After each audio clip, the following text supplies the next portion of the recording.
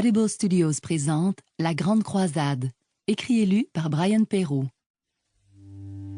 Prologue.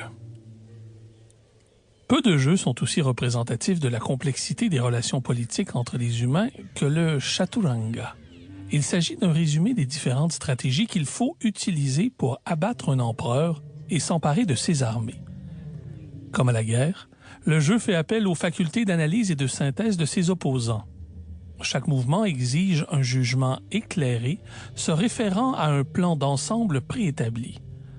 Un bon joueur doit posséder en lui la faculté de réagir vite aux différents mouvements des troupes adverses et de prévoir ses coups.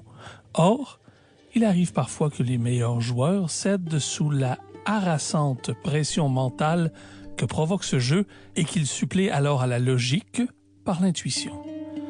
Ceux-là remportent souvent d'étonnantes victoires, car chacun sait que la partie n'est jamais terminée avant la chute des dernières pièces maîtresses.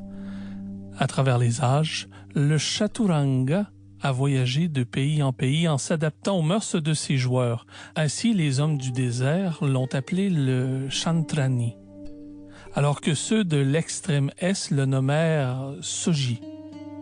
Sous la domination culturelle des chevaliers de l'Ouest, il est devenu le jeu d'échecs et se compose aujourd'hui de pièces rappelant les figures des rois, des reines, des fous de la cour, des tours de garde, des armées de cavaliers ainsi que des fantassins incarnés dans de vulgaires pions. Le plateau du jeu se compose de 64 cases alternant entre le blanc et le noir, deux opposés rappelant le jour et la nuit, le bien et le mal, ou encore la vie et la mort.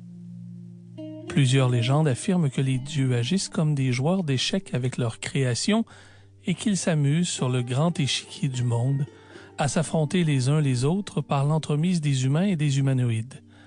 C'est ainsi qu'ils trompent leur ennui et assurent leur domination sur les vivants.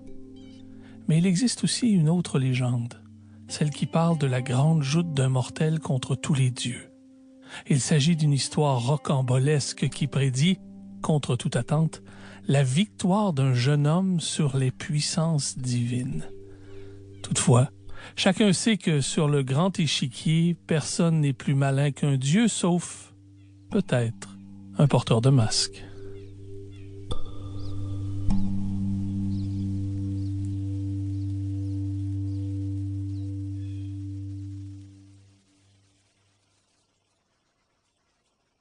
Pour continuer à écouter ce livre audio gratuitement, cliquez sur le lien dans la description et vous pourrez l'écouter en entier sans frais grâce à l'essai de 30 jours d'Audible.